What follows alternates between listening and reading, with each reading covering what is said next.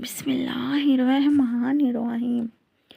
حضرت علی رضی اللہ تعالیٰ عنہ فرماتے ہیں، دعا مومن کا ہتھیار، دین کا ستون اور آسمان و زمین کا نور ہے۔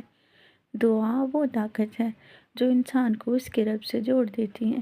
حضرت علی رضی اللہ تعالیٰ عنہ فرماتے ہیں کہ دعا بندے اور اللہ کے درمیان براہ راست رابطہ ہے، جس میں نہ کوئی دروازہ ہے، نہ کوئی فاصلہ اور نہ ہی کوئی روک۔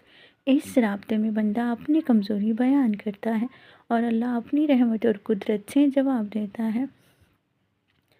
حضرت علی رضی اللہ تعالیٰ عنہ کہا کرتے تھے، جو شخص دروازہ دعا کھٹکھٹاتا ہے اس کے لیے رحمت کے دروازے ضرور کھلتے ہیں۔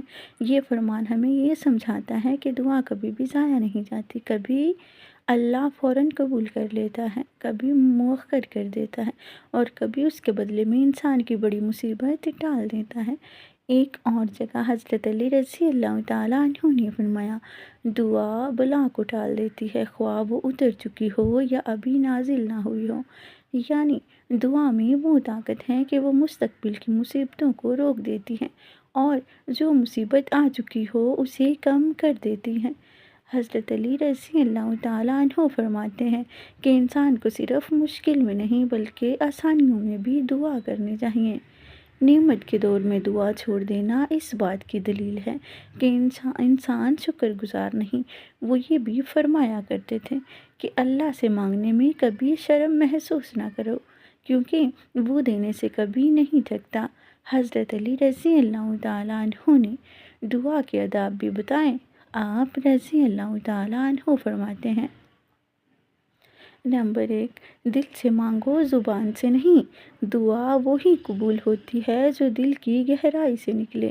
نمبر 2، پہلے اللہ کی حمد بیان کرو، پھر نبی صلی اللہ علیہ وسلم پر درود بھیجو اور پھر اپنی حاجت رکھو۔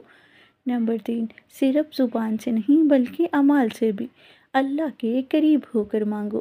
نمبر 4، نہایت عاجزی کے ساتھ مانگو، تکبر دعا کے دروازے بند کر دیتا ہے۔ حضرت علی رضی اللہ تعالیٰ عنہ فرماتے ہیں، جب تم دیکھو کہ دعا دیر سے پوری ہو رہی ہے تو سمجھ لو کہ اللہ تمہاری آزمائش دیکھ رہا ہے اور تمہارے صبر کو بڑھا رہا ہے۔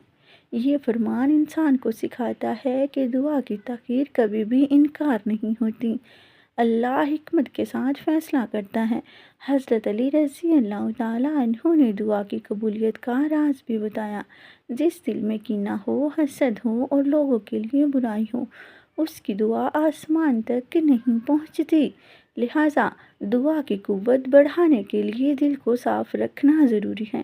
آخر میں حضرت علی رضی اللہ تعالیٰ عنہ کا ایک نہایت دل نشین فرمان، دعا وہ چراغ ہے جو انسان کے راستے کو روشن کرتا ہے اور وہ دروازہ ہے جو ہمیشہ کھلا رہتا ہے۔